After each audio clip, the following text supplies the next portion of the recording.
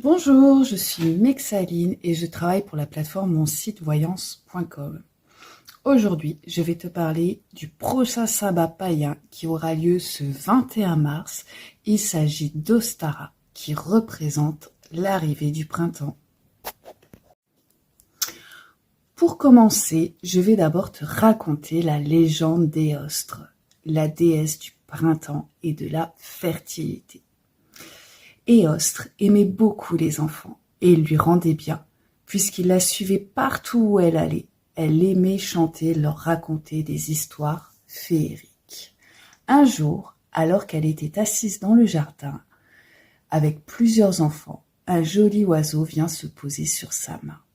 Elle lui murmura quelques mots à l'oreille et l'oiseau se transforma en son animal préféré, le lapin. Cela enchanta les enfants jusqu'à ce qu'ils se rendent compte que le lapin tremblait de peur. Ils réalisèrent alors que l'oiseau transformé en lapin ne pourrait plus jamais chanter ou voler dans le ciel et que cela le rendait malheureux. Les enfants supplièrent alors Éostre de renverser le charme, mais le mal était fait. Elle venait de briser la règle wiccaine la plus importante. Si ça ne fait de mal à personne, fais ce que tu veux. Ses pouvoirs se retrouvèrent amoindris, elle devint incapable de faire quoi que ce soit et l'oiseau fut condamné à rester sous la forme de lapin jusqu'à la veille du printemps, période à laquelle Éostre retrouverait tous ses pouvoirs. Là seulement il pourrait se retransformer en oiseau pour une durée limitée afin d'aller couvrir ses œufs. Pour remercier les enfants d'avoir demandé à Éostre de renverser le sort, le lapin décida de réunir ses œufs et de les distribuer à tous les enfants à travers le monde. Éostre, elle, pour se punir de sa bêtise, grava les contours d'un lapin sur la face de la lune. Ainsi, il pourra s'envoler dans le ciel en sécurité, loin des périls qu'il pourrait subir sur la terre. Ostara, ce sabbat représente l'arrivée du printemps. C'est un sabbat de feu, meilleur moment de magie pour célébrer la victoire de l'hiver. Cette fête a été reprise par les chrétiens pour donner le nom de Pâques, mais en a gardé les symboles de fertilité tels que l'œuf, le lapin et la poule. Ce sabbat représente la célébration de la vie, de la mort et de la renaissance. Elle est placée sous la protection des différentes déesses de la fertilité au travers des cultures et symbolisée par tout ce qui a un rapport aux champs et aux semences. Le jour d'Ostara, la lumière emporte les ténèbres.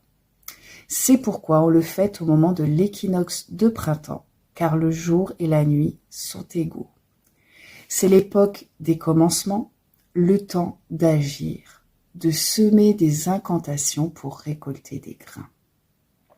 C'est le jour où on célèbre la fertilité et surtout le premier jour du véritable printemps. La déesse, sortie de son sommeil, enveloppe la terre de fertilité. Le dieu gagne en maturité et parcourt les prairies verdoyantes. Les animaux sauvages, poussés par les déités, s'accouplent. Période de semences dans les champs. Il est temps de s'occuper des plantations, des plantes utilisées en magie et des jardins rituels. On célèbre le réveil de la nature, de la terre fertile, de la fête du printemps, des fleurs qui surgissent, des bourgeons, de la pluie et du vent qui vivifient le temps de l'éclosion. C'est le moment de célébrer, d'invoquer, de bénir, de consacrer le culte du réveil du féminin sacré. Les œufs ont une grande importance pour ce sabbat, car ils sont le symbole de la fertilité. Beaucoup d'adeptes des religions chrétiennes créent des œufs de Pâques pour célébrer la résurrection de leur sauveur Jésus-Christ. Les enfants et les païens décorent des œufs pour Ostara ou Éostre, afin d'accueillir la chaleur sur terre. Voilà, j'espère t'en avoir appris assez sur ce sabbat pour que tu puisses le célébrer comme il se doit.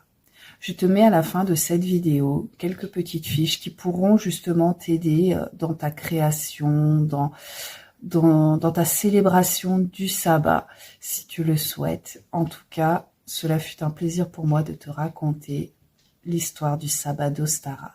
Et je te dis à très bientôt. Au revoir.